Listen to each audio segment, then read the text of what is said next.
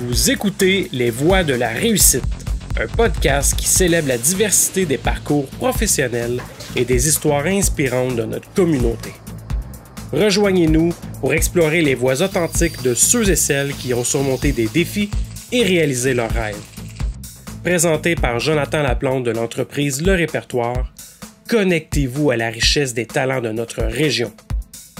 Cette émission est enregistrée dans les locaux de la SADC Saint-Hyacinthe-Acton. Bonne écoute.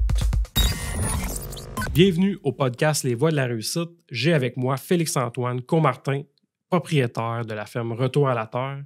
J'aimerais qu'on commence par te laisser nous parler de ton entreprise. Salut Jonathan, merci de me recevoir avec toi. En fait, mon entreprise, là, j'élève mes jeunes bœufs au pâturage, sans hormones, sans antibiotiques. J'ai aussi mes poulets de crin que j'élève, puis mes poules pondeuses. C'est une petite entreprise là, ma ferme que j'ai achetée avec ma conjointe là, en 2020. Puis rapidement, là, je fais ma mise en marché là, directement auprès des consommateurs là, dans les marchés publics. Situé à? Les marchés? Toi, ma ferme, est à Béthanie, en fait. Okay. Un beau petit village bien tranquille. Très tranquille. Oui, l'endroit parfait là, pour élever des veufs sans stress. Tu ne peux pas te faire déranger souvent? Ça arrive, là. Ça arrive, mais des fois, du monde qui ne sont pas du coin ou des gens du coin, des fois, là, qui sont curieux puis ils viennent nous voir tout de même. Mais, Mais sinon, c'est le coin de pays parfait pour faire ce que tu fais. Oui, puis en fait, on est tombé sous le charme. Là, avant ça, Béthanie, je connaissais pas ça. Puis quand on regardait pour acheter une ferme, ma conjointe m'avait montré l'endroit, là, puis j'y allais un petit peu, disons, à reculons. Okay. Tu veux dire, quand tu as vu Béthanie, c'est ça, je me disais, Béthanie, c'est quoi tu veux qu'on aille faire là? C'est un petit village, il n'y a pas grand-chose qui se passe. Question légitime. Oui, puis côté de mise en marché de proximité, là, je me disais, ça va être, c'est sûr qu'avoir une boutique à la ferme, c'est quelque chose qui est comme pas possible. Fait que... C'est vrai que vu de même, hein, c'est un peu, mettons, les endroits plus principaux sont à... à Actonville, disons. C'est un bon 15-20 minutes déjà là. Oui, c'est ça. Fait que, on avait vu quelque chose aussi sur la 116 qu'on était peut-être intéressé pour aller visiter. Mais en même temps, là, quand on est allé visiter à Béthanie, j'ai pris le temps de... On a visité la maison, puis après ça, on a visité le dehors, la ferme. Là, puis j'ai pris le temps de profiter là, du calme. Là. Puis c'est ce qui m'a charmé. Là. Je disais à ma conjointe, on n'a pas besoin de regarder plus loin. Là. C'est OK. Fait que ça a été un élément là, qui t'a fait... choisir le lieu, finalement. Oui, pour choisir le lieu, là, ça a été un des éléments. Là, puis, OK. Puis toi, tu arrives de où? En fait, j'ai grandi à Mont-Saint-Hilaire, fait que, tu sais, en banlieue. OK. Fait que c'est ça, là, j'ai passé mon enfance là, mais, tu sais, on était proche de la montagne aussi, puis mes parents, il y avait un pied à terre aussi dans les cantons de l'Est, là, fait que... Super, ça. Ouais. Puis, est-ce que dans ta famille... il y avait des personnes qui avaient un travail similaire à ce que tu fais présentement, un travail de ferme, ou c'est vraiment... c'est toi qui es le premier, le pionnier de ça dans ta famille? Pas le pionnier, là, mais disons...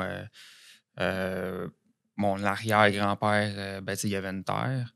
Okay. Puis... il y avait une terre, mais il y avait aussi... il y avait une entreprise de textile, là, mais tu sais, sa terre, c'est plus... d'autosuffisance, si on veut, là. Puis sinon, j'ai un oncle aussi là, que lui, il avait une ferme là, avec des grandes cultures puis des vaches laitières. Fait que dans mon enfance, on allait souvent chez mes grands-parents, puis mes grands-parents puis mon oncle qui habitaient dans le même village. Là, fait que... Tu n'étais pas étranger au domaine, là. C'est ça, on allait les voir régulièrement, quasiment à chaque fin de semaine. Puis j'allais tout le temps. Je demandais à ma tante là, qu'elle allait me reconduire dans le champ s'il était en tracteur un peu plus loin. Puis je passais, disons, l'après-midi avec lui, puis je m'intéressais à comment que ça marche. J'aimais ça, les gros tracteurs, les grosses machines, là, comme plein d'enfants. Tu penses-tu que c'est ça qui t'a un peu allumé à cet univers-là? Mais j'ai toujours eu un intérêt... ça m'a fait connaître ce monde-là un petit peu, là, puis j'ai toujours eu un intérêt à cause de ça. Puis là, ce qui m'a amené là, c'est une succession de plein d'affaires, là, mais quand on est jeune...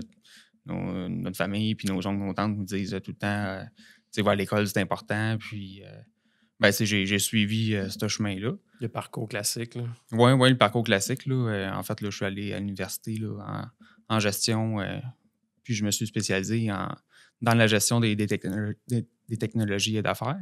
OK. Fait que ça n'a pas vraiment de lien là, avec l'agriculture.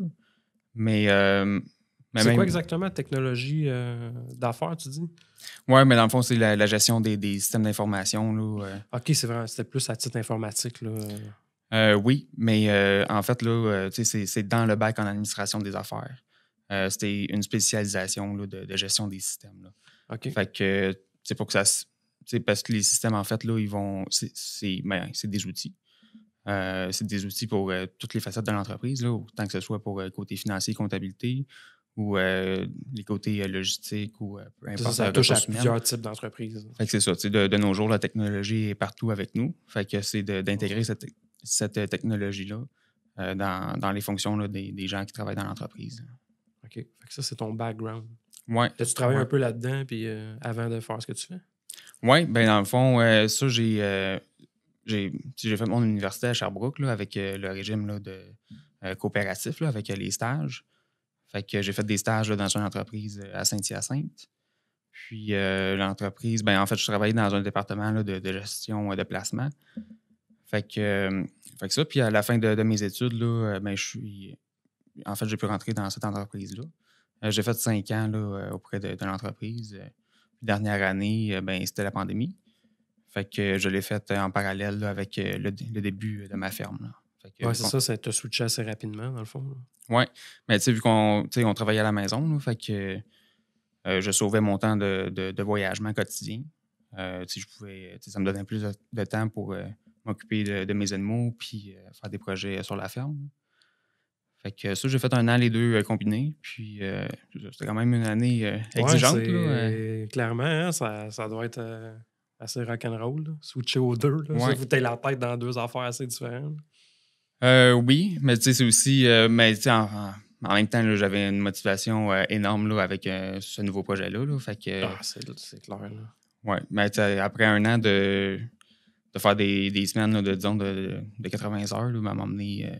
C'était-tu pour dropper un peu le flambeau de l'autre côté, puis c'est t'ajuster entre les deux pour pouvoir avoir une base solide, finalement? Oui, mais c'est de faire une transition. Tu sais, j'ai fait une transition comme ça aussi, là, parce que, tu sais, d'arrêter complètement quelque chose puis de sauter dans quelque chose de nouveau que la roue, tu sais, n'est pas partie, ça peut être risqué aussi.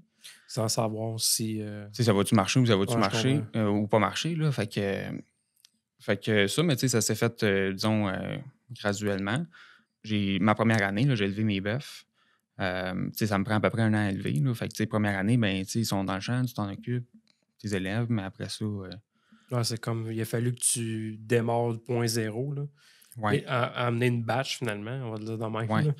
Fait que après ça, ben, la deuxième année, ben, c'est là que, tu sais, il venait le temps de vendre les viandes là, de ma ferme. Fait que, puis en même temps, ben... de travailler en même temps, ben, ça m'a donné un gros boost financièrement, là, parce qu'en fait, mon salaire, ben, je le réinvestissais comme dans mon entreprise pour financer là, mon élevage. À attendre ta mise en marché pour... Ben, pas pris à attendre ma mise en marché, mais je réinvestissais comme mes sous là, dans ma ferme là, pour comme faire croître mon élevage, puis améliorer mes installations aussi là, pour justement me donner une bonne base solide là, pour comme, pouvoir démarrer mon projet. Fait que, puis à un moment donné, ben, au bout de la ligne, ben, il faut que ça fonctionne financièrement, là, mais je voulais comme pas quitter mon emploi. Puis, quand t'es comme entre deux, ben là, c'est ça, tu te donnes pas à 100% dans le projet que tu veux faire. Fait que là, c'est comme ça te chicote là, un petit peu. Fait que, je comprends. puis là, ben, à un moment donné, ma conjointe, elle m'a dit, ben, regarde, si tu veux y aller, ben, je te donne le feu vert. Puis, fais le move. Ouais. Fait que du moment qu'elle m'a dit ça, ben, j'ai comme... ça m'a éclairci aussi. Elle m'a permis de pouvoir le faire. Là. Fait que j'ai sauté là-dedans, puis j'ai fait on y va. Si je prends le terme du nom de ton entreprise, là, Retour à la Terre, c'est qu'est-ce qui t'a amené à retourner à la Terre? C'est-tu comme une prise de conscience au niveau environnement? Je sais que tu as une philosophie en lien avec ça. Oui. Ouais, ben en fait, j'ai toujours eu un beau lien avec la nature. Là, puis depuis que je suis jeune, je fais du sport aussi. Puis j'ai fait du sport pas juste de loisirs récréatifs, là, de performance aussi. Puis j'ai été dans les scouts également, là, puis qui nous apprennent plein de choses sur la nature qui nous entoure, avec à faire des petits camps de survie aussi. Puis j'ai toujours aimé la nature, puis en même temps, c'est apaisant quand on retourne.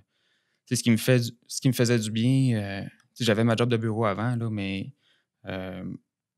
comme je suis quelqu'un qui a besoin de bouger aussi, là, puis comme pour compenser, en fait, je faisais du triathlon. OK. Fait que je me déchaînais là-dedans, là, 3 entraînements par semaine, puis de gros entraînements, puis... Il te manquait quelque chose? Ben, T'as déchaîné ouais. de même, là? Ouais, c'est ça. Fait que, je compensais un peu là, Je comprends. mes besoins de bouger, puis de me reconnecter avec l'environnement, de respirer de l'air pur, puis je suis quelqu'un qui aime la tranquillité aussi, là, fait que, aller travailler en ville, là, c'est pas quelque chose qui m'intéressait vraiment, là. Ah, c'est différent. Fait que ça, puis il y a aussi le côté d'entrepreneur, là, si on veut, là, mon entreprise est à mon image, c'est moi mon patron, puis je choisis sur quoi je travaille aussi. Fait que ça, puis c'était aussi de retourner, oui, le ferme retour à la terre, c'est de retourner à mes racines, de mon oncle là, qui avait une ferme. J'ai grandi un petit peu là-dedans, fait que c'est un peu de ça. Puis de retourner à l'essentiel aussi, pour l'humain, pour vivre, là, honnêtement, l'humain n'a pas besoin de grand-chose, là. Besoin de sécurité. On prend la pyramide de Maslow, par exemple. Fait que, les besoins de base là, de sécurité, que ce soit alimentaire, puis aussi sécurité avec notre environnement. Un toit, puis, c'est ça. Dormir. Pouvoir dormir en paix, puis une bonne alimentation, puis... Fait que c'est un petit peu pour ça là, que j'ai choisi le nom de cette ferme-là. OK. Puis tu peux-tu nous parler un peu de concrètement l'élevage naturel, éco-responsable, ça signifie quoi concrètement sur le terrain, mettons? Ce que ça signifie, là, en fait, là, la nature, elle a tout ce qu'il faut pour s'organiser. Puis, elle est fonctionnelle sans nous, les humains. Là. On n'a pas besoin d'être là, sauf que on a eu tendance, peut-être dans le passé, là, à servir un petit peu trop de la nature, puis comme de vouloir la booster pour qu'elle produise plus, puis aller en tirer un revenu. Mais ça, on est comme, des fois, les humains, on est un petit peu comme perturbateurs aussi là, dans notre environnement, mais si on peut se servir de cette nature-là pour que ce soit bon pour elle-même et pour nous, que tout le monde puisse en bénéficier, sans que ça apporte de tort non plus. Là. C'est ça l'idéal, en fait, là, c'est de développer, disons, le développement durable, c'est ça, c'est de comme pouvoir se servir de l'environnement, mais sans causer de tort pour qu'elle puisse continuer à nous donner longtemps. C'est comme de penser plus à long terme plutôt que de progresser rapidement puis comment je peux dire, l'exploiter au maximum. T'sais. Oui. Parce que veux pas, d'un bord ou l'autre, tu as besoin de l'exploiter quand même, mais c'est juste, dans le fond, si on peut dire, c'est de le faire de façon intelligente, finalement. Oui. Mais disons, mes bœufs qui sont au pâturage, on peut dire que, disons, ils exploitent le pâturage, sauf que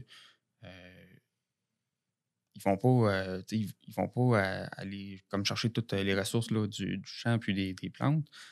En fait, ils vont aller comme entretenir le pâturage, puis le pâturage, il va repousser par après. Là.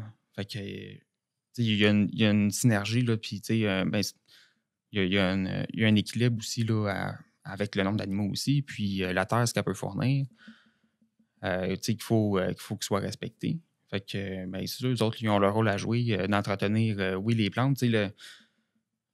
Disons, la plante, elle va nourrir les animaux, puis les animaux, après ça, ils vont nous nourrir, nous, puis ils vont aussi nourrir le champ en fertilisant naturellement avec leurs excréments. Puis, disons, eux autres, ils le font naturellement. Ils n'ont pas besoin, de nous pour le faire. C'est juste que nous, dans notre intervention, on peut les aider à les guider puis qu'ils optimisent leur travail. Parce que les autres, s'il y a un endroit qui est plus mou dans le champ, puis qu'ils tournent ça en boîte, ben, ils sont pas conscients de ça. Ouais. Sauf que moi, je le sais, puis je veux pas qu'ils maganent, disons, certaines sections. Fait que je vais pouvoir les orienter là-dedans. Puis je vais pouvoir m'en servir aussi, disons, avec ma rotation de pâturage. Est-ce qu'il y a des zones qui soient mises au repos avant que les animaux puissent retourner, puis que l'herbe puisse pousser en plus grande quantité aussi. Fait que c'est vraiment ça, la relation entre l'humain et l'animal au niveau, si on parle justement de développement durable. Toi, c'est vraiment de t'assurer d'avoir le contrôle là-dessus pour pas que ça dégénère, puis ils vont aux bons endroits au bon moment. Puis... Oui, mais à un moment donné, mais le contrôle absolu, c'est premièrement Ben, on peut pas dire que c'est impossible, là, mais en tout cas. Tu serais tout le temps dans le champ. Là. Ben, c'est sûr, il faudrait tout le temps que je sois là. Puis, des fois, ils mange peuvent. Pas ça.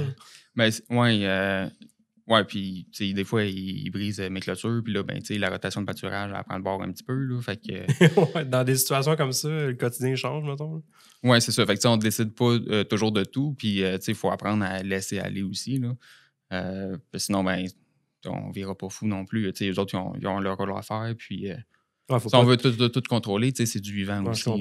C'est pas nécessairement des perturbés aussi. Là. Ça sera pas mieux. Ça sera pas mieux pour eux autres. Oui. Fait que ça. Puis il y a aussi la météo, ça, on n'en décide jamais. Ouais. Puis en fait, comme agriculteur, on est aux premières loges des changements climatiques. Là. Autant qu'il y a des années qui pleut à pu finir, qu'il y en a d'autres comme cette année qui est très, très, très, très sec. Oui, quand même. Donne pas sec. Oui, disons, depuis le mois d'août, là, ben, dans les pâturages, il n'y a rien qui a poussé. Là. Les prairies de foin non plus. Là, c'est ça, j'allais te demander. C'est ça ralentit vraiment le processus pour. Fait que là, toi, tu fais quoi dans ce temps-là? C'est quoi ta solution, mettons, pour essayer de faire en sorte que tu puisses quand même continuer ta rotation? Ben, en fait, c'est parce que la rotation, là, c'est intensif, entre guillemets, là, parce qu'on donne accès à une partie pour un certain laps de temps, pour un certain nombre d'animaux. Puis là, ben, il y en a qui veulent, qui se disent, combien de temps, puis combien de temps je devrais laisser mes animaux sur une telle superficie. Qui mangent la superficie. Bien, ça, c'est de l'observation qui est à faire. De premièrement connaître ton champ, connaître tes animaux, la grosseur, parce que en début d'été, ils sont plus petits que rendus plus vers la fin de l'été. Du nombre qui sont, puis aussi, ben, dans la section qu'ils envoient, s'il y a une grosse quantité d'herbe, si l'herbe est super haute versus si elle est plus basse, ben, ça, c'est tous des facteurs à tenir en compte. Puis, fait que ça, mais c'est d'être, dans le fond, d'être à l'écoute de nos animaux, puis d'être observateur aussi là, de comment que, nos champs réagissent. Puis, fait que c'est ça. Fait que là, une année qui est super sec comme cette année, ben, une rotation de pâturage, ben, c'est intensif à une certaine place. À m'emmener, ben, ça, vu que tout était super sec, ben, les plantes étaient comme fragilisées pour le piétinement. Fait que ce que j'ai dû faire, ben, c'est j'ai ouvert tout le champ.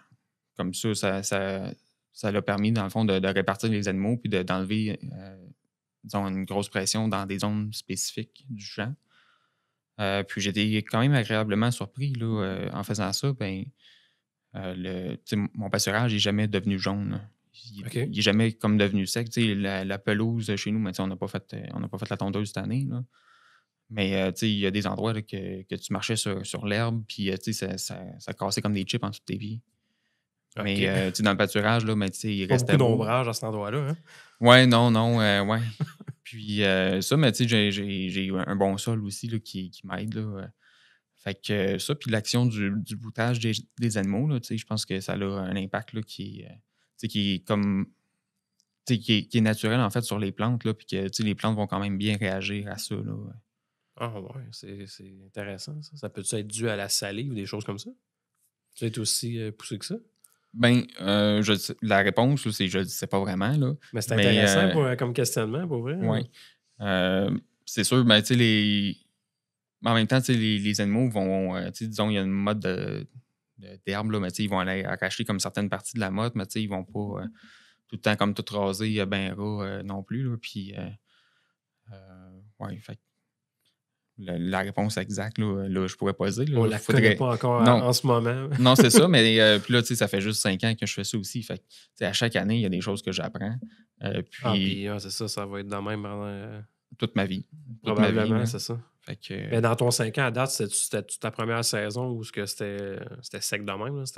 Ouais. C'était une rough. Hein? Ouais.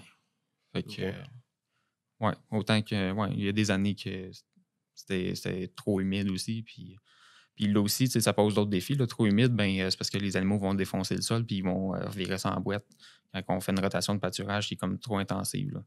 Fait que dans ce temps-là, c'est soit on les retire puis là, on attend un petit peu que ça sèche ou je les envoie parce que mon champ est en pente. Fait que je vais les envoyer quand c'est bien humide dans des sections qui sont plus hautes ou est-ce que ça s'est égoutté plus vite. Puis là, quand ça va devenir sec plus en bas, là, je vais ouvrir les sections en bas. Fait que, c'est à s'adapter aussi, là, selon... C'est-tu pire quand c'est comme boiteux comme ça ou c'est pire quand c'est sec? À faire amener une normalité dans ton sol, mettons. Ce qu'il faut pas... quand c'est bien humide, là, un sol qui est humide est plus propice à la compaction. En fait, là, parce que l'eau, elle agit comme un lubrifiant. Fait que là, avec le poids des animaux, ça va comme... Ouais, ça va aller compacter ton sol plus facilement. Puis un sol qui est compacté, ça va faire de l'asphyxie dans le sol. Là, puis les plantes vont avoir de la misère à pousser par après. OK. Puis ce que tu ne veux pas atteindre non plus, c'est que, disons, les animaux qui tiennent trop à un même endroit, puis qui versent ça en boîte. Puis, parce que là, c'est comme ça va comme avoir tué ton pâturage un peu. Là, ça va comme avoir tué l'herbe un peu. Ça le fait arrêter de pousser, finalement. C'est comme mort. Là. Ouais.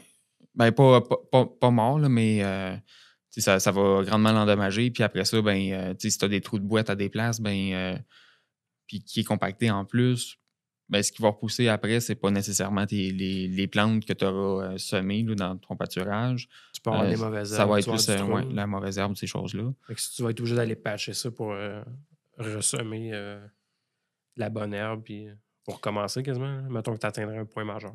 Oui, c'est ça. Mais on essaie de l'éviter puis d'être aux aguets là, de ce qui se passe là, dans le champ. Puis, on peut s'enligner vers ma section sur les défis, vu qu'on s'entend que c'était quand même un défi, ce que tu nous parles là. Fait que t'en as-tu d'autres défis que tu peux nous dire à travers de...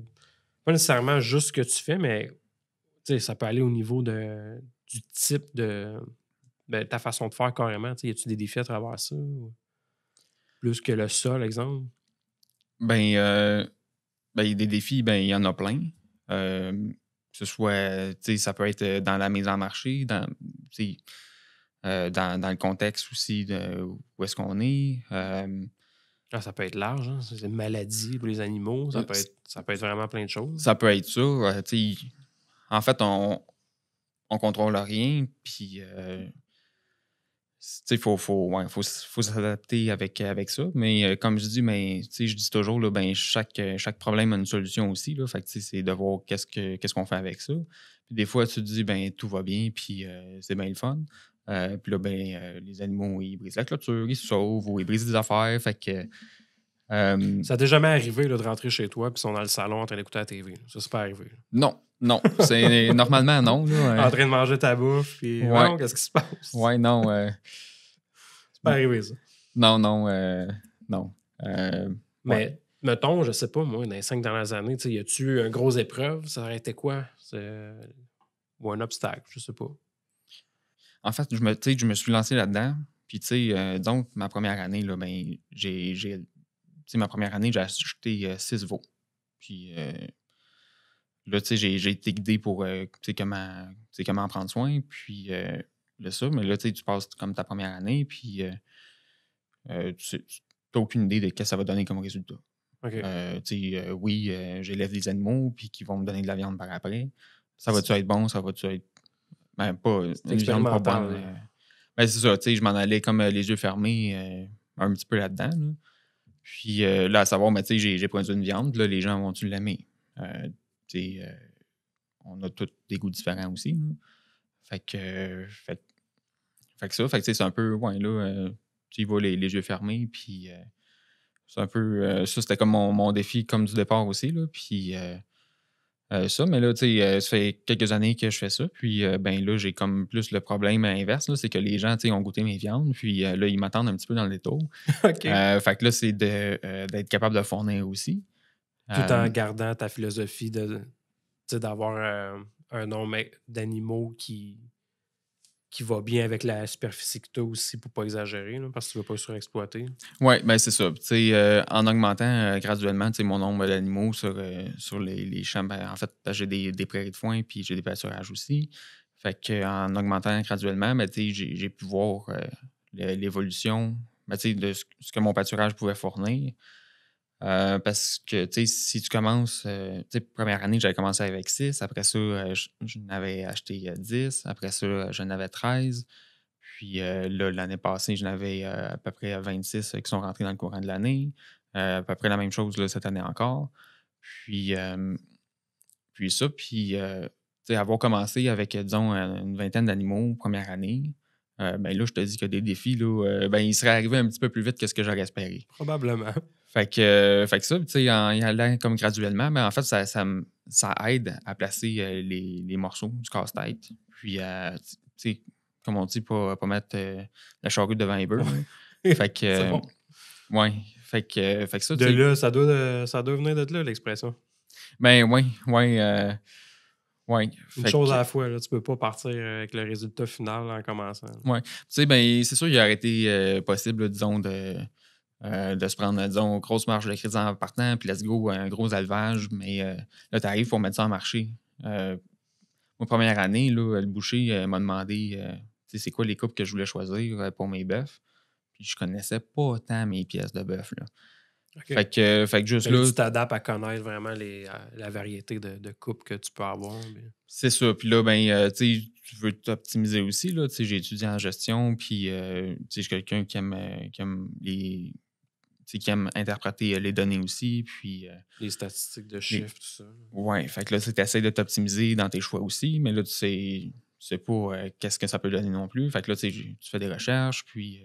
Qu'est-ce qui est le plus demandé, tu sais, aussi, là? Tu sais, c'est quoi le produit vendeur, tu sais? Oui, puis le produit vendeur, oui, mais en même temps, tu sais, c'est les muscles de l'animal. Fait que, tu sais, si tu veux full filet mignon, mais je peux pas t'inventer plus que ce qu'il y a sur l'animal. Là. Ouais, vu de même. Fait que, ouais. Fait que, tu sais, fait que c'est ça. T'es pas rendu comme les trucs de viande en labo, là. Non, ce sera jamais le cas, là. J'espère. Non. Content de l'entendre. Ouais. Tu sais, j'aime. Puis il y a aussi un goût, là, tu sais, qui vient avec ça, là, que les gens ils me disent, tu sais, j'aime ce que tu fais, tu sais, la viande est bonne, puis ça, tu sais, C'était ça, mais ça une peut de mes tu- questions plus tard. Tu sais, comment tu pourrais décrire la différence? Tu sais, mettons, si on parle au niveau du goût. Tu sais, y a-tu quelque chose que tu as remarqué, toi, vraiment, là, au niveau de la viande? Ben, je suis peut-être pas la bonne personne parce que je suis un petit peu biaisé. J'en mange, tu sais, de mes viandes, ça fait 5 ans. Fait que, tu sais, à l'avoir dans le congélateur, ben, tu sais, je suis pas porté nécessairement à comme acheter des viandes d'ailleurs, faire des comparatifs. Puis en même temps, tu sais, c'est du vivant, là. Fait que, tu sais, chaque animal, tu sais, il y a tu sais, les mâles et les femelles, tu sais, il y a des différences qui se voient quand même, disons, dans le persillage, puis le rendement aussi là, de viande sur l'animal. Ben là, tu sais, Ça, c'est dans la viande, quand les lignes de gras, c'est ça? ouais, ben le persillage intramusculaire, là, c'est ça, c'est les petites lignes blanches là, qu'on va OK. voir au travers de la viande, là, tu sais, qui va venir donner du goût aussi. Ce qu'on voit beaucoup dans le Wagyu, là, c'est... Oui, mais là, le Wagyu, là, c'est autre chose, là. Il y en a vraiment, vraiment beaucoup, là. Mais ça se perçoit, je veux dire, on le voit beaucoup, là, Ouais. sur la viande. Ouais, pour le Wagyu, ouais. En fait, c'est quasiment. Des fois, c'est quasiment 50-50 le gras Ouais, viande, c'est ça, là, tellement c'est qu'il y ça, en a. j'allais Là. dire. Mais tu sais, les gens sont aussi soucieux là, de la qualité de ce qu'ils mangent. Là, fait que tu sais, une viande qui est trop grasse est peut-être moins bonne pour la santé aussi. Là. Mais tu sais, il y a des gens qui. En fait, je connais d'autres producteurs là, qui font des viandes avec. Tu sais, qui vont élever des races de boucherie. Que oui, il y a un plus gros rendement sur leur carcasse. Mais c'est une viande qui est plus maigre puis qui est moins goûteuse par le fait même. OK. Fait que ça. Fait que moi, j'aime mieux, tu sais, disons, Un équilibre. Un équilibre entre les deux, puis oui, qu'il y ait moins de rendement, mais que les gens, ils mangent leur steak puis qu'ils me disent ben c'est bon, puis j'en veux d'autres aussi. Là. Ouais, je pense que c'est pas mal l'objectif de ton entreprise rendu là aussi. Hein. Oui. S'ils viennent te voir et ils n'en veulent pas d'autres, c'est pas bon signe. Hein. Non, c'est ça. Puis là, dans ce temps-là, c'est tout le temps à recommencer, aller chercher une nouvelle clientèle. Puis, fait que là, quand tu réussis comme à construire une clientèle qui est fidèle, ça aussi, c'est un défi. Oui, puis là, ça me prend un an à lever aussi. Là, fait que des fois, il y en a qui m'offrent des opportunités de mise en marché. Puis, je suis comme, je voudrais bien, là, mais moi, je ne l'ai pas prévu l'année d'avant. Là. Fait que, ouais, c'est ça. Faut que. Ça fait drôle de penser de même. Tu as un an de roulement. Oui. Puis, ma première année que j'avais des viandes à mettre en marché, j'ai choisi. J'avais des viandes dans mon congélateur, puis là, je me disais, combien de marchés que je prends par rapport aux viandes que j'ai, puis ça va me durer combien de temps? Je n'avais aucune idée. Fait que c'est un pile ou face. Fait que, je pense que j'avais pris 3 marchés, là, comme dans la région. Puis des plus petits marchés aussi. Fait que là, j'ai commencé à faire mon expérience là, avec ça. Puis, rendu à l'automne, je commençais, je voyais mes stocks, là, à fin août, là, je voyais mes stocks qui commençaient à être pas mal bas. Fait que là, j'ai fait, on prend le plus gros dans le champ, puis le ou les plus gros, là, les 2 plus gros, puis ça me prend de la viande pour l'automne. Mais ça aussi, ça fait partie de mon expérience, que des fois, d'en envoyer quand ils sont trop petits, il n'y a pas assez de viande sur l'animal, puis ça va s'impacter là, dans la rentabilité aussi. Là. Fait que tu n'avais pas le choix de commencer quelque part. C'est ça que tu disais, tu as commencé avec 6, tu as vu que ça donne, tu t'adaptes avec ça. Oui, puis tu y vas aussi avec les installations que tu as, le champ que tu as, les moyens que tu as aussi. Fait que c'est. Puis là, il faut penser, c'est ça, ça me prend un an à élever. Là, fait qu'il faut penser que, disons, ma première année, c'était, j'en élève, je faisais pas de mise en marché. En fait, mon projet, au départ, il a commencé avec du maraîchage aussi. Fait que moi, je m'occupais des légumes, puis ma conjointe, elle s'occupait de ce qui, comme on disait, là, ce qui peut se sauver, c'est ma blonde qui s'en occupait. Puis moi, je m'occupe de ce qui ne se sauve pas. Fait que c'était les légumes. OK. Fait que première année, là, pour les tâches là, sur la ferme, ça allait été comme ça. Ma deuxième année, on avait les viandes dans le congélateur, puis fait que là, j'ai choisi mes marchés, puis là, je suis parti avec ça. Puis je faisais aussi les légumes sur le side.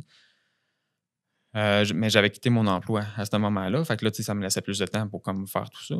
Mais tu fais. Puis il y a beaucoup de marchés aussi. J'ai cru voir ça sur ton site web. Tu en fais quand même quelques-uns. Je veux dire, c'est du temps. Faut que tu te splittes à travers ça aussi. Oui, c'est ça. Fait que ça. Mais les légumes, en fait, là, ça a pris le bord un petit peu là, parce que tout ce qui était mis en marché, c'était moi qui le faisais tout au complet. Puis oui, ça prend beaucoup de temps à préparer. Puis faire un jardin, c'est quand même beaucoup d'ouvrages. En faire un pour soi, là, mais en faire un pour d'autres, en plus de tout le restant. Ah ouais, c'est sûr. À un moment donné, j'y arrivais plus. Là, puis j'ai mis ça de côté. Pour les légumes, puis je me suis concentré sur mon élevage, puis je l'ai vu que j'étais capable de m'en occuper comme pas mal à moi tout seul là, au complet, là, de mixer, c'est ça, la mise en marché, puis OK. ouais, fait que ça, puis ouais, là, je fais, en ce moment, oui, je fais plusieurs marchés, là, je te dirais en saison estivale, là, minimum 3 jours de marché par semaine, là. Fait que puis ça fait des grosses journées. Puis là, quand t'es en été, en plus, c'est moi qui fais mes foins. Fait que là, quand il faut que tu coordonnes, c'est ça. Tu me demandais c'était quoi des défis, mais des défis, en voilà d'autres. Quand il faut que tu coordonnes. C'en est un bon, moi, je trouve. Là. C'est ça, ta météo avec tes marchés, puis faire les foins aussi, parce qu'on fait du foin sec. Fait que faut qu'il fasse beau à quelques jours là, pour qu'on puisse le faire comme il faut. Fait que, ouais, c'est du défi, là. Puis là, les triathlons à travers ça. Non, mais ça a pris le bord. OK. Ça a pris le bord, ouais. Ben là, commence à manquer de temps maintenant. Ouais, ça, mais tu sais, quand j'ai. Obligé de faire ça de nuit, au lieu de dormir. Pas le choix. Excuse, chérie, je m'en vais faire mon triathlon. Non, mais tu sais, on niaise avec ça, là, sauf que. En fait, là, j'ai arrêté le triathlon là, un petit peu avant que j'achète. Non. Un petit peu avant que j'achète ma ferme. Puis avec la pandémie, tu sais, ce que j'aimais beaucoup du triathlon, là, c'était l'esprit de groupe qu'il y avait. Parce que je faisais partie d'un club de triathlon. Là, fait que, disons, il y avait un soir dans la semaine, on faisait l'entraînement de vélo. Un autre soir, c'était l'entraînement de course. Puis la fin de semaine, c'était l'entraînement de nage. Fait que l'esprit d'équipe que ça faisait, là, c'est ce qui était motivant aussi. Là. Puis là, ben, avec la pandémie, ben, c'est sûr que là, les activités de groupe, ça a comme pris le bord un petit peu. Là. Fait que. Ben ouais, hein, ça a comme coupé ça pas mal. Là. Ouais. Mais tu sais, j'ai pas arrêté de faire du sport puis de m'entraîner. Mais au début, quand j'ai acheté ma ferme, ben, tu sais, j'avais un cardio qui était quand même hors pair. Là. Puis, tu sais, je trouvais ça long de me déplacer entre la maison puis, disons, les autres bâtiments. Fait que je le faisais à la course. Parce que je trouvais ça trop long de me rendre à pied. Fait que j'y allais en courant. Tellement habitué. Là, Ouais. Fait que ça m'a emmené, mais j'ai comme arrêté là, parce que de faire ça avec des bottes de travail au pied, là, c'est comme moi un petit mal. Là, puis à un moment donné, ça donne mal dans les genoux. Puis. Fait que ouais. C'est bon, je t'imagine faire le tour de même. Ouais. Ouais. Ben, le monde, peut-être qu'il y a des voisins qui m'ont vu aller puis qui trouvaient ça peut-être un petit peu anormal. Mais feu. Mais c'est ça. T'es en forme puis t'en profites. Là, fait que, ouais, c'est sûr. Tu as pensé à Harvest Moon, les jeux de farming sur console. Là. Mais je connais pas. Non. Mais j'ai connu ça moi quand j'étais jeune. Puis tu t'occupes d'une terre. Mais le bonhomme, tu cours, dans le fond, c'est un jeu. Fait que tu es tout le temps en mode courir, puis tu casses des roches pour y rocher, puis tu t'occupes de tes animaux. Ça me fait penser à ça. Ouais. Fait que. Sinon, réussite. Qu'est-ce que tu considérais une belle réussite jusqu'à présent? Ben, tout, mais en même temps, tu sais, je suis pas rendu où est-ce que je voudrais être, mais tu sais, je vais-tu réussir à me rendre? Peut-être que oui, peut-être que non. Parce que c'est un petit peu large, le mot réussite. Là. Ouais, c'est un peu personnel à chacun, ça. Oui, de qu'est-ce qu'on considère une réussite, mais en même temps, des fois, on n'atteint pas nécessairement l'objectif qu'on avait, mais on a quand même accompli quelque chose. Puis, des fois, ben, parce que l'opposé d'une réussite, c'est un échec. Mais un échec, ça va l'être si tu t'assois là-dessus puis tu dis ah ben j'ai échoué puis ça marche pas puis. Parce qu'un échec peut devenir une réussite. C'est ça l'affaire qui est spéciale. Mais c'est ça, mais avec des fois quand ça va moins bien, mais il y a des choses qui sont à apprendre aussi. En fait, il y a toujours une leçon à tirer de n'importe quoi. Là, fait que, mais en fait, réussite, ben, je te dirais, moi, c'est la fierté de ce que j'ai fait depuis le début de mon existence. Là. J'aimerais ça des fois que ça aille plus vite, mais il faut y aller avec la nature aussi, puis je peux pas faire plus vite que ce que la nature peut faire. Là. Mais en fait, il y en a qui essaient de le faire en laboratoire, mais c'est ça. Moi, je veux respecter la nature aussi. Puis ce qui est le fun aussi, c'est quand on se synchronise avec la nature, mais c'est apaisant pour nous. Ça fait du bien. Fait que. Probablement pour les animaux aussi. Ben, eux autres, ils se courent pas partout, puis ils sont bien. Ils mènent la grosse vie. Là. Ben ouais, j'ai pu constater ça. On s'est croisés cet été là, pour une vidéo. Et c'est ça, tu me parlais. Ils sont vraiment bien. Ils sont pas stressés pantoute. Oui. Fait que ça, mais puis tu sais, ben, ce que j'aime aussi d'être entrepreneur, c'est que notre entreprise, c'est le reflet de ce qu'on fait. Fait que, tu sais, ce que je fais, ben, tu sais, où est-ce que j'en suis, ma réussite, elle n'arrive pas de nulle part. Là. C'est du travail que j'ai fait. Ah, c'est pas de la chance, là, c'est vraiment. Non, c'est ça, il y en a des fois qui nous disent bonne chance. Ben, c'est sûr qu'il y a des affaires qui. Tu peux... fin, bonne chance. Oui, c'est ça, mais ça n'arrive pas de nulle part. C'est le travail que j'ai fait. Puis des fois, oui, c'est sûr, on peut avoir des embûches. Là, c'est de savoir aussi comment tu surmontes ces embûches-là. Parce que si tu restes là, à pas les surmonter, mais tu n'iras jamais plus loin que ce que tu as. Où est-ce que tu t'es arrêté, là? Ouais. Fait que si tu veux passer au travers, ben, il faut. Tu fasses ce qu'il faut. Puis... Je pense que c'est un point commun de l'entrepreneuriat. La plupart des gens qui je parle, qui sont en affaires, ils ont cette faculté-là de dire OK, peu importe une situation, ça va mal, ben ils vont chercher une solution. Là. Ouais. Ça peut arriver, des fois, elle peut être rough, puis pas que tu vas embroyer une shot, là, mais je veux dire, tu vas le vivre. Là. C'est pas drôle, mais après ça, qu'est-ce qu'on fait? Ouais. Tu continues. Ouais. Je dis pas qu'il y en a. C'est déjà arrivé à du monde d'abandonner. Là. Mais la majorité, ils ont cette fibre-là de se dire c'est quoi la solution, puis on va foncer, puis on va le faire. Des fois, il y a des choses qui sont hors de notre contrôle, puis que c'est vraiment niaiseux. Puis, je te le cacherai pas, là, l'hiver dernier, ben, il y a un moment que j'étais écœuré de mes bœufs, mais c'est parce qu'ils me niaisaient sans arrêt. Ouais. Disons, le courant passait plus sur la clôture électrique parce que le sol était gelé. Puis pendant une semaine, tous les jours, ben, les animaux sortaient, que ce soit dans le jour ou dans la nuit.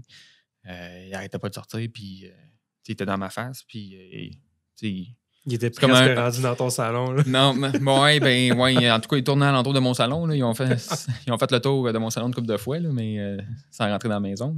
Là.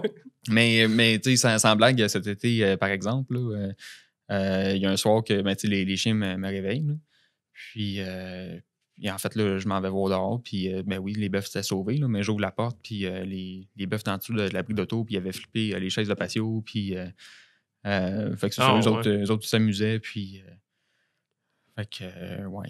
Des fois, c'est ça. Là, des fois, ils nous font ça un peu. Là, ça coupe notre sommeil. Mais, disons, là, à l'hiver, là, c'est quand tu es une semaine, là, comme à tourner en rond, ça ferme parce que là, tu essaies de faire de quoi, mais là, tu es tout le temps comme dérangé à retourner les bœufs là, dans le champ, puis essayer de réparer ta clôture, puis emmener, c'est comme, tu te dis, mais là, c'est tout ça. C'est ça ma vie, là, mais tu sais, je comprends. Mais tu sais, c'est ça. Chaque année, ça va être comme ça. Oui. Fait que, tu sais, dans ce temps-là, tu as hâte que l'hiver finisse, là, mais tu te dis, mais après ça, il va faire beau, puis c'est ça, le sol va dégeler, puis la clôture va faire son travail comme il faut. Ouais. Fait que ça. Puis là, ben, tu sais, il y a tout le temps des solutions aussi, là, disons, tu peux mettre une grosse clôture physique pour les empêcher de sortir, mais là, ça, c'est des coûts différents aussi, mais on essaie d'y aller le plus modeste possible là, avec nos investissements, là, parce que avoir une ferme, c'est quand même dispendieux, là, fait que... Ouais. Tout type de ferme. J'ai été sur un tournage il n'y a pas longtemps, puis il y a une machine à 1,2 million de dollars que j'ai vue. OK. On n'a pas les mêmes équipements. Ouais. Ça peut être assez dispendieux. Ouais, puis tu sais, c'est ça. Il y en a qui ont des gros équipements qui ne servent pas beaucoup dans une année. J'ai quelques petits équipements pour faire mes foins, là, mais c'est des affaires usagées, ça ne m'a pas coûté une fortune. Mais ça va servir 2 semaines dans l'année. Le restant du temps, ça dort. Fait que ça, tu sais... c'est dur, ça la rentabilité. Ben, c'est ça. Fait que, tu sais, faut pas être trop d'affaires de même, là, parce que sinon, tu sais, comme des tracteurs, j'en ai 2 petits, là, mais sans plus, là. Puis quand j'ai besoin d'un plus gros pour faire mes foins, ben, j'en loue un. OK. Tu sais, j'en ai besoin de 2 jours par semaine de ce tracteur-là. Fait que, ben, 2 jours, excuse, dans l'année. Là. Dans ta saison, ouais. Ouais. Fait que... Moi, j'ai une question pour toi. Je me demandais... y a-tu des choses que les gens ne connaissent pas nécessairement, qui sont surpris de ton univers? Si on parle de ta façon de t'occuper de tes animaux, quelque chose qui est plus, je ne vais pas dire mystique, là, mais les gens s'étonnent de savoir que ça fonctionne de même. C'est rien qu'on a réinventé, là. L'agriculture, là, ça fait partie de... Ben, depuis le début de l'existence là, de l'être humain... avant ça, l'être humain était plus chasseur-cueilleur, mais à un moment donné, il s'est sédentarisé, puis construit des civilisations, puis... je te demande ça parce que les stars sont rendus pas mal téléviseurs, fait que... Ouais. Il y en a beaucoup qui connaissent pas du tout la campagne, quoi que ce soit, tu sais. Ben, ouais. Puis, mais ça, tu sais, on se rend compte que, il y a des gens qui sont quand même déconnectés là, de leur alimentation, de comment que ça vient, de où ça vient, de comment que ça fonctionne aussi. Ben, c'est vrai, ça, tu me fais penser, même au niveau bienfait, tu sais, il y a comme un clan entre le véganisme puis ceux qui mangent la viande. Il y a beaucoup aussi de gens qui vont dire « Ah, c'est pas bon, la viande rouge, c'est pas bon. » C'est une petite bataille entre les deux. Là. Ben, il y en a qui ont comme... qui font des choix par rapport à ça, là, d'être vegan ou de manger de la viande. Il y en a que c'est des choix... ça peut être, disons... de ne pas manger d'un être vivant, là, en fait. Ouais, là, ouais. ou qui était vivant, là, en fait. Puis il y en a d'autres que ben, ils pensent que c'est mieux pour la planète de ne pas manger d'animaux, puis de ne pas manger de viande, puis de manger une alimentation qui est 100% végétale. Mais là, on a chacun nos croyances aussi. Il y en a qui pensent, c'est ça, C'est ça, je me demande. Moi, c'est un sujet qui m'intéresse par rapport à l'alimentation parce que, tu sais, veux pas, ça touche la santé. Ouais. Fait que, tu sais, je trouve ça particulier. On est dans l'ère de l'information, mais il y a vraiment des clashs entre ces deux choses-là. Pas de dire juste strictement alimentation avec les plantes puis viande, là, mais même le mélange des deux, c'est dur de démystifier ça, je trouve. Là, parce que j'en ai vu passer des articles sur mais la viande rouge, c'est cancérigène. Ou, il y a comme deux. Tu peux voir passer les deux. Tu vas te faire dire que c'est super bon. Fait que c'est vraiment difficile, je trouve, à notre époque, de vraiment faire la part des choses. Qu'est-ce qui est vraiment bon pour la santé? Moi, je pense que la viande, c'est important. Ben, il y a plein de nutriments essentiels là, dans la viande. Puis, oui, c'est ça. Mais moi, je prends plus une alimentation qui est diversifiée, variée, que de suivre un régime, que ce soit keto, paléo, vegan ou peu importe. Parce que il y en a qui deviennent vegan, mais après ça, ils ont des carences en fer. Fait que ils sont pas plus avancés quand ils prennent des suppléments par la bande. Là. Fait que moi, je prends plus une alimentation qui est variée puis saine. Là. Puis comme toi, ce qui est le fun, c'est que la façon dont tu élèves tes animaux, c'est que ta viande est de qualité. Là. Je veux dire, il n'y a pas dans... sans hormones, sans antibiotiques de prévention que je les élève. Fait que c'est un atout majeur là, au niveau de ta viande. Là. Oui, puis il y a aussi l'environnement dans lequel ils sont. Si tu as des animaux qui sont tout le temps à l'intérieur, pour les nourrir, ça va te prendre de l'équipement mécanisé pour amener l'alimentation aux animaux. Tandis que là, mes animaux, c'est eux autres qui récoltent dans le champ. Là. Fait que j'ai pas besoin de faire rouler un tracteur. C'est sûr qu'il faut que je me fasse des réserves pour l'hiver. Là. On n'a pas le choix, on est au Québec. Mais sinon, c'est pas l'hiver. Non, mais non, c'est ça. Il n'y a pas d'herbe qui pousse en hiver. Là, fait que, ça me prend du foin pour l'hiver. Mais c'est ça, mais disons, dans la saison de pâturage, eux autres, ils travaillent en synergie avec les plantes puis le sol. Puis, en fait, d'aller brouter les plantes dans le pâturage, ça stimule les plantes aussi à pousser plus. Puis une plante, ça séquestre du carbone, puis ça relâche de l'oxygène. Là. Fait que c'est un bien pour notre nature aussi. Là. Sinon, moi, j'en reviens par rapport à la viande. Là. Ouais. Le fait que ça soit sans hormones et tout ça, j'imagine que c'est une difficulté de plus au niveau de l'élevage ou ça ne change pas grand-chose pour toi? En fait, avec des hormones de croissance, les animaux vont grossir beaucoup plus rapidement. Fait que sur une même période de temps, tu vas pouvoir produire plus de. Tu vas pouvoir produire plus de viande. Au lieu d'attendre un an, par exemple, comme toi, ça irait plus vite, ceux qui utilisent ça. Ouais, ou ils peuvent prendre la même durée, là, mais sur une même durée, les rendements, l'animal va convertir mieux tout ce qu'il mange en viande. Là, fait que, sa masse musculaire. Sa masse musculaire va grossir beaucoup plus rapidement. Fait que ça va le booster, là, si on veut. C'est sûr, ça a une incidence aussi sur le goût et le persillage de la viande. Fait que, en fait, une viande qui est authentique, ça ne s'invente pas nécessairement. Il faut laisser. Je trouve que la nature fait tellement des belles choses là, que de la laisser aller, là, c'est comme ça qu'on obtient les plus beaux résultats. Là. Ouais, je suis convaincu. Je suis vraiment convaincu là-dessus. Quand on essaie des fois d'accélérer les choses, c'est ça. C'est comme jouer à Dieu, là, comme la fameuse expression. Oui. Ouais. Puis les marchés que tu vas, tu peux-tu en nommer quelques-uns qu'on sache un peu où qu'on peut retrouver tes produits? Oui, je vais le marché le plus près de chez moi, c'est à Sainte-Christine. C'est un 7 minutes de la ferme, là, fait que c'est très proche. Quasiment dans ta cour. Quasiment, oui. Ouais. Fait que je vais à Sainte-Christine, je vais à Eastman, je vais à Granby, je vais à Mont-Saint-Hilaire également.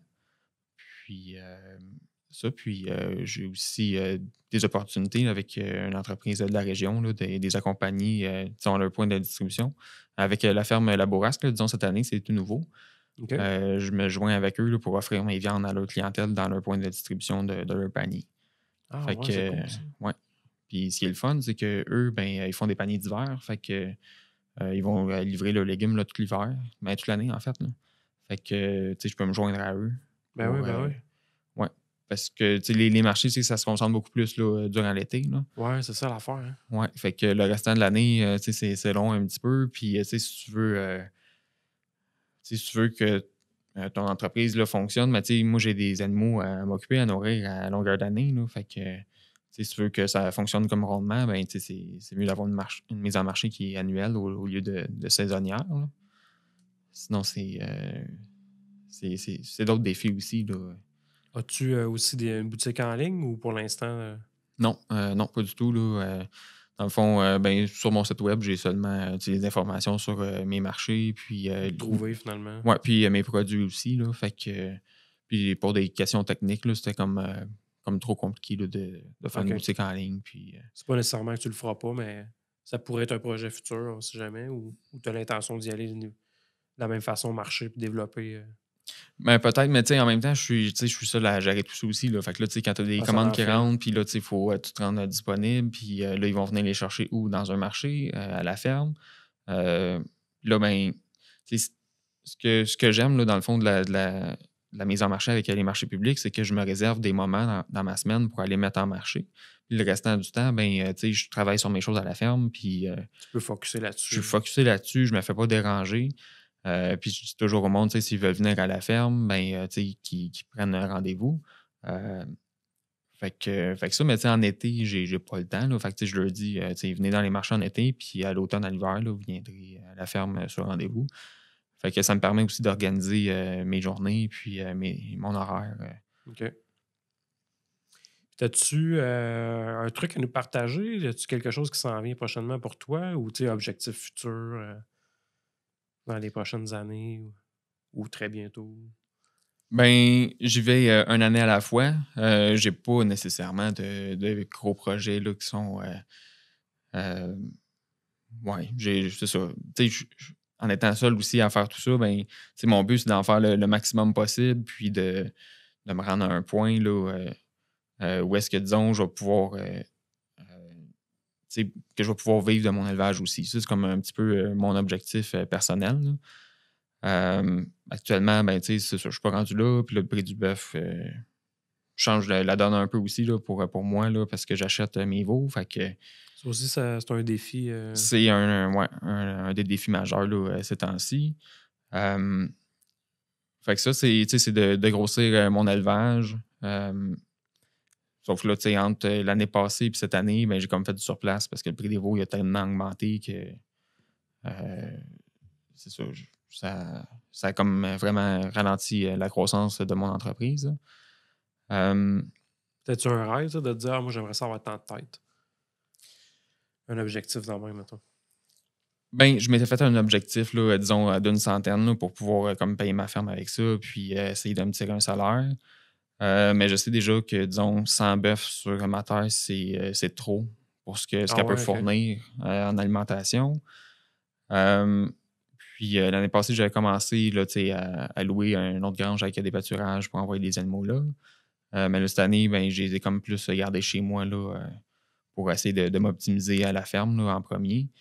Fait que ça, je veux grossir, oui, mon troupeau. Puis je vais peut-être faire des choix aussi, là, disons,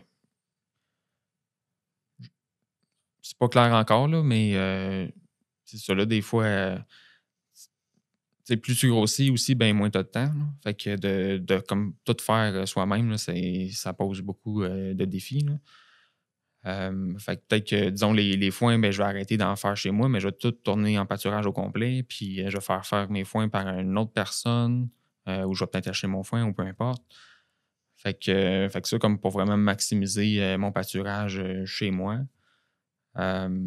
Puis là, ça, mais de louer aussi un autre grange puis d'autres pâturages, là, c'est une autre gestion parce que mes animaux, il faut que je m'en occupe à tous les jours. Fait que là, c'est d'être sur 2 sites en même temps, m'assurer que tout soit correct. Puis, fait que, ouais, au travers de tout le travail que j'ai à faire. Là, fait que, tu le sais pas encore, mais ton prochain objectif, c'est d'avoir des journées de 48 heures. Oui, Ça te prendrait ça. Puis, ben ça, ben, tu sais, mes objectifs, ben, c'est aussi de m'optimiser le plus possible dans mon travail. Là. Tu sais, j'ai pas d'employé, comme tu sais, je dis ça au monde, là, j'ai pas d'employé, puis j'en veux pas non plus. Puis, tu sais, j'aime mieux m'optimiser moi que de devoir, disons, me payer un employé pour compenser Une lacune. une lacune ou tu sais, Ouais. des côtés qui sont moins optimisés. Là. Fait que, tu sais, si à la base, t'es pas optimisé, puis, tu sais, c'est ça, tu fais juste payer. Tu sais, c'est ça. Je comprends. Tu payes un salaire parce que t'es pas optimisé, mais tu as intérêt à t'optimiser toi-même, puis à en faire le plus possible, puis à organiser ton travail pour, c'est ça, pour donner le meilleur de toi-même aussi. Puis plus tu t'organises, ben, moins c'est fatigant aussi. Ben ouais, c'est ça. Tu travailles pas dans le bar, là, tu maximises tout, fait que... Ouais. En même temps, c'est là, une fois que tu as tout maximisé ça, puis que tu es prêt, puis là, on voit plus ça comme une lacune, c'est vraiment, tout est en place, puis tu continues à progresser, bien, là, viendra le temps d'un employé ou quoi que ce soit. Ouais. Ça aussi, c'est tout que ça peut être un défi. Il faut que tu trouves quelqu'un que la connexion se fait, puis... Ouais. C'est-à-dire que tu ne verras pas de bar, tu vas engager 20 personnes. Ça sera pas ça la réalité. Là. Non. Puis après ça, tu sais, ces gens-là, il faut que tu les gères aussi. Là, tu sais, c'est ça, ils savent pas aussi bien que toi qu'est-ce qu'il y a à faire. Fait que ça. Puis même, tu sais, dans ma mise en marché, là, tu sais, je me suis rendu compte que, tu sais, si j'envoie quelqu'un d'autre à ma place, là, ben, ça l'ira pas aussi bien. Là. Parce que, ben, tu sais, ça fait déjà 5 ans que je fais ça. Fait que j'ai une expérience qui a été bâtie. Tu parles au niveau quand, mettons, t'enverrais du quelqu'un conseil au client, marché là, directement. Ouais. OK. Fait que, tu sais, je connais bien mes produits. Tu sais, je connais très bien comment j'élève mes animaux aussi. Puis, mais je connais aussi très bien mes produits. Fait que, tu sais, c'est ça, j'échange beaucoup avec les clients aussi. Là, fait que je sais comment les conseiller sur ce qu'ils veulent ou ce qu'ils veulent pas. En même temps, c'est ton entreprise, fait que c'est le fun de pouvoir... c'est comme un lien de contact avec le client directement, là, Ouais. au lieu d'envoyer quelqu'un d'autre. Tu sais. Ouais. Fait que ça, ouais, je sais, tu sais, les gens, c'est ça, là, ils cherchent le conseil puis le service aussi, là, ça fait une grosse différence, là. Puis, tu sais, quand tu vas à l'épicerie, ben, tu sais, tu y vas avec ça dans les rayons, puis des fois, les conseils, c'est un peu plus dur, là. C'est pas juste la qualité de la viande, c'est cette différence-là aussi, là, c'est l'approche avec le producteur directement. Là. Ouais. Il y en a beaucoup qui aiment ça, puis ça fait un lien de confiance. Ouais. Fait que, ouais, puis il y en a aussi, tu sais, qui veulent, tu sais, qui aiment ça savoir comment ça se déroule à la ferme, puis, tu sais, disons, tu sais, comment que ça va, disons, en général, dans une certaine période, ou de prendre des nouvelles, puis en même temps, tu sais, c'est sûr, d'échanger avec le producteur, ben ça te permet de voir c'est quoi les défis, là, puis... De comprendre sa réalité, tu sais. Ouais. Des fois, juste ça peut nous faire comprendre aussi ce que c'est la valeur. Tu sais, la valeur de ce que c'est, ce produit-là. Ouais. Tu sais, des fois, il y en a qui me croisent puis ils se disent « Ah, ben ça a l'air le fun d'élever des bœufs. » Puis là, je raconte une couple d'anecdotes, puis ils font « Ah, ben ouais, peut-être que finalement, un peu moins, là. » Fait que, tu sais, c'est ça, des fois, c'est ça, d'échanger ça avec les gens, ben, tu sais, ils s'en rendent compte qu'ils sont chanceux qu'ils n'aient pas à faire ça, puis que, tu sais, quelqu'un d'autre le fasse pour eux, là. Tellement. Fait que... Tellement. Ouais. C'est quelque chose que vous faites. Fait que, tu sais, que ce soit ça ou bien... ou que ce soit comme les maraîchers, moi, honnêtement, ben, en ayant parti mon projet avec du maraîchage, ben, j'admire les maraîchers comme ça n'a aucun sens. Là. Je sais tout le travail que ça demande. Puis, ouais. Le stress des récoltes, là, de ne pas y perdre. Puis avec Ouais. tu parlais de météo. Là, après ça, quand je vois du monde au marché qui essaye de négocier, je suis comme, regarde. Négocier le prix d'une tomate. Là. Ouais, tu sais-tu tout ce que ça demande là, pour que tu ailles ta belle tomate? Là? C'est ça. Puis de qualité, on s'entend. Ouais, c'est pas un produit cheap d'épicerie là, fait en gros. Là. Non, ça, puis en fait, tu sais, qui a poussé en pleine terre aussi, là. Ça fait une grosse différence. Là. Le goût est complètement différent. Puis même, tu sais, mes animaux, je suis persuadé que, tu sais, de manger des plantes qui poussent directement en pleine terre, ben ça a un impact dans le goût, là. Mais comme c'est ça, toi, tes animaux, on peut dire que c'est grass-fed, le fameux terme. Ouais, mais là, il y a plein de, tu sais, grass-fed, oui, c'est nourri d'herbe, là, mais... je sais pas qu'est-ce que ça implique nécessairement d'avoir ce tag-là, là, mais moi, dans ma tête, c'était simplement que l'animal est nourri de cette façon-là. Là. Ben, c'est ça. C'est pas comme la certification biologique, là, disons. Là. Tu sais, grass-fed, c'est juste qu'ils sont nourris d'herbe. Mais tu peux garder tes animaux en dedans puis leur donner de l'herbe manuellement. Là. OK. Ils peuvent être appelés quand même grass-fed à l'intérieur. Oui, tu peux élever tes animaux sur le béton, là, puis tu leur donnes de l'herbe. Puis oui, ils sont grass-fed, là, mais... ça serait cruel, ça. À la grosse chaleur sur l'asphalte, exemple. Non, pas sur l'asphalte, mais c'est à l'intérieur, puis c'est ventilé et tout. Là. Fait que non, tu peux pas les élever sur du béton dehors au gros soleil. Là, c'est impensable. Là. Fait que ça, puis en même temps, si tu fais ça, ben tu vas leur payer par après, là, parce que tes animaux ne sont pas bien, ils te rendront pas, ils vont pas te donner la viande que tu espères avoir. Là. Ouais, c'est ça. Tu n'auras pas la qualité escomptée là, que tu vas offrir. Là. Non, parce qu'ils vont juste rester couchés, puis ils mangeront pas, ils vont faire ben trop chaud, puis ils seront pas motivés à faire quoi que ce soit. Là. Puis on s'enligne vers la fin déjà, parce que ça va vraiment vite, comme à chaque fois. J'aimerais ça peut-être juste terminer, si tu peux nous nommer un peu le genre de produit qu'on peut retrouver dans tes coupes de viande, tout ça. Ben, je dirais, disons, pas mal toutes les coupes possibles qui sont disponibles sur un bœuf. Parce que, j'élève mes bœufs, je les envoie à la boucherie, puis, toutes les possibilités sont là. Fait que tu peux même avoir des gens qui vont t'approcher pour des choses qu'on n'a pas tendance à voir, là, il y en a que c'est, disons, les langues ou les abats. Il y en a qui triplent là-dessus. De tout, là. As-tu des demandes cerveau, dans le fond de même? Ben non, là, mais tu sais... mais ça pourrait. Tu pourrais dire oui, mettons. Ouais, techniquement, le cerveau, c'est impossible. Mais, tu sais, les langues, les joues, les cœurs, les foies... OK. Je te dis ça parce que j'ai un ami boucher, puis maintenant, on a fait une expérience. On va goûter un cœur, pas un cœur, excuse, un œil de porc. Ouais. C'était très ordinaire. Mais tu sais, lui, vu qu'il est bouché, on a essayé une couple d'affaires comme ça, goûter au poumon, des trucs dans le même. Il faut que tu sois un peu game. Là, mais... Ouais. Tu sais, oui, il faut que tu sois un peu game, mais tu sais, disons, le cœur, c'est un muscle. Mais il faut juste qu'il soit fait de la bonne manière, qu'il soit apprêté de la bonne manière. Il faut savoir comment le faire. Là.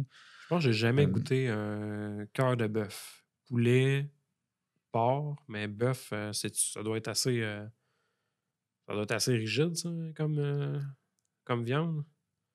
J'en ai jamais goûté non plus. Pas goûté, OK. D'après moi, parce que c'est pas petit un cœur de bœuf. Là. Non, c'est quand même gros, mais comme toute pièce, là, si c'est fait de la bonne manière, ça va être tendre, ça va être bon à manger.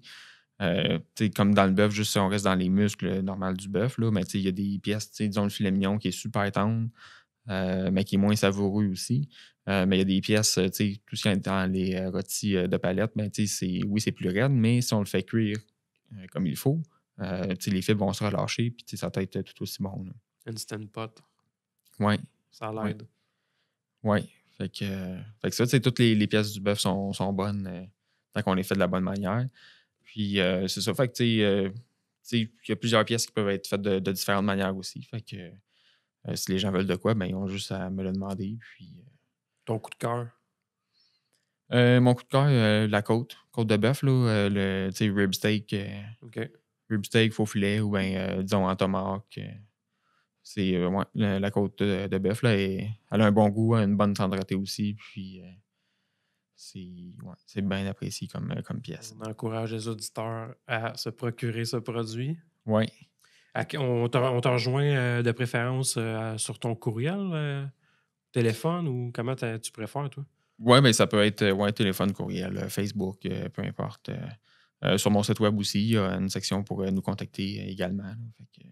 Excellent. J'invite tout le monde à aller visiter ton site web, d'apprendre davantage. Puis je te remercie beaucoup de cette discussion. Merci beaucoup, Jonathan. Puis j'aimerais terminer en disant que chaque parcours est unique et chaque réussite commence par un premier pas.